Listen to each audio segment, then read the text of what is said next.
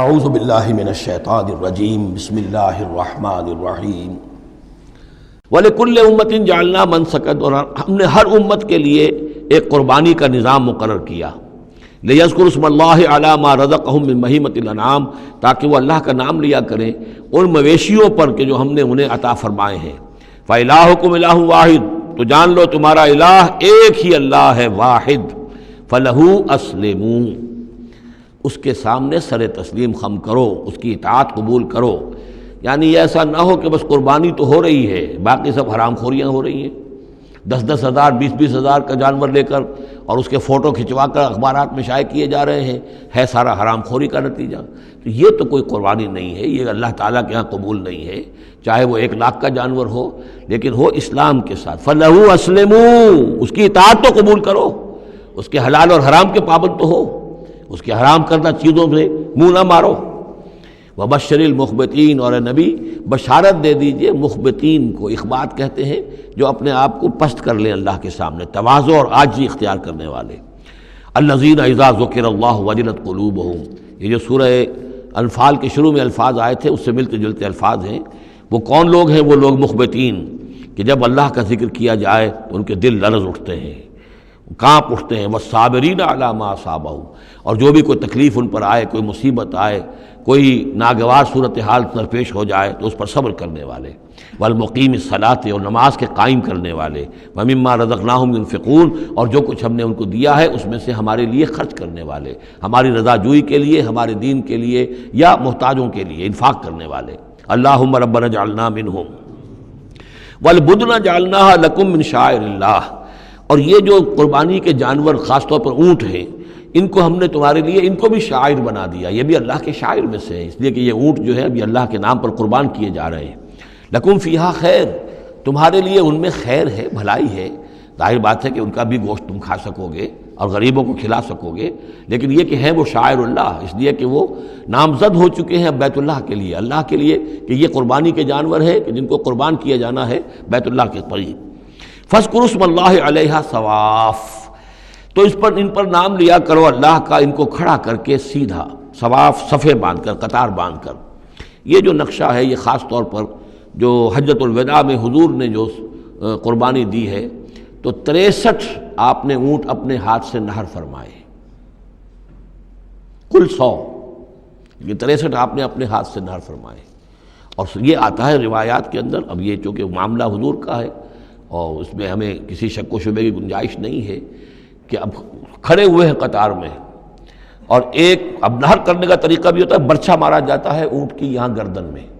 اس کو گرا کر ذبح کرنا آسان کام نہیں ہے، کھڑے ہوئے اونٹ کو برچھا لگایا جاتا ہے، یہاں اس کی جو بڑی وینز ہیں خون کا فوارہ چھوٹتا ہے، جب خون بہت زیادہ بہہ جاتا ہے پھر وہ گرتا ہے ایک طرف، ایک پہلو کے اوپر، تو پھر اس کا معاملہ جو ذبح کرنے کا ہوتا ہے۔ تو حضور جیسے برچھا مارتے تھے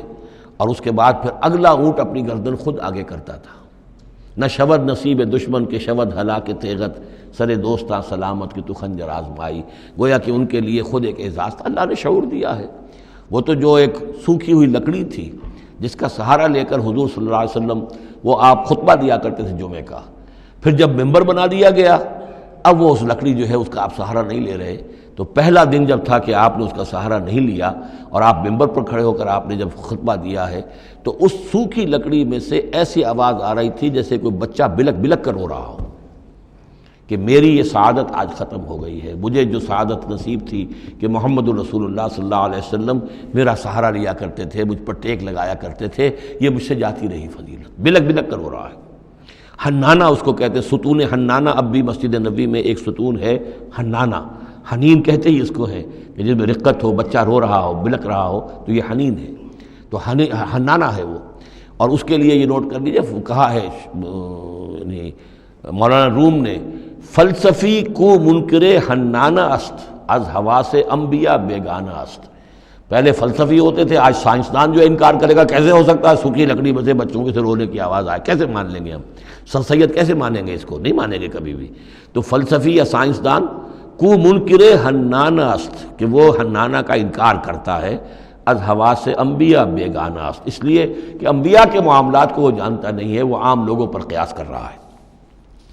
فاذکروا اسم اللہ علیہا صواف، تو لو اللہ کا نام ان پر ان کو نہر کرنے کے لیے انہیں صفوں میں کھڑا کر کے فیضا وجبت جنوبها، جب ان کے پہلو زمین پر ٹک جائیں، جب خون اتنا بہہ جاتا ہے، کمزور ہو جاتا ہے تو پھر وہ ایک طرف کو اپنی کروٹ کے بل زمین کے اوپر پڑ جاتا ہے۔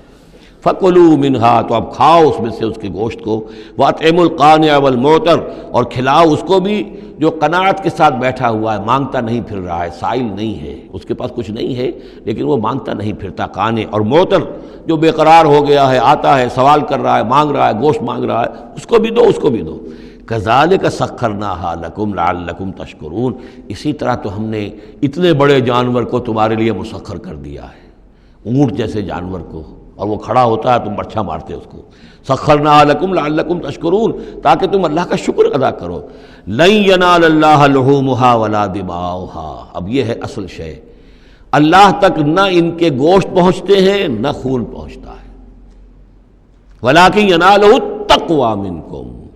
ہاں اگر پہنچتا ہے اس تک تو تقوی اگر ہے تمہارے اندر تو اللہ تک پہنچ جائے گا۔ یعنی یہ کہ ایک یہ رسومات ہے، ظاہری شکل ہے، ظاہری شکل اصل دین نہیں ہے، اگرچہ اس کے بغیر بھی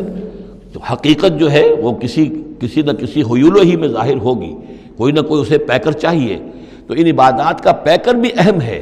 لیکن صرف پیکر کو نہ سمجھیں، ظاہر کو نہ سمجھیں، اصل شے اس کی روح ہے، روح تقویٰ۔ وہ جو علامہ اقبال نے کہا ہے کہ رہ گئی رسم اذاں روح بلالی نہ رہی، فلسفہ رہ گیا تلقین غزالی نہ رہی، اور نماز و روزہ و قربانی و حج یہ سب باقی ہیں، تو باقی نہیں ہے۔ وہ ہمارا وہ تقویٰ، ہمارا اللہ کے ساتھ خلوص و اخلاص،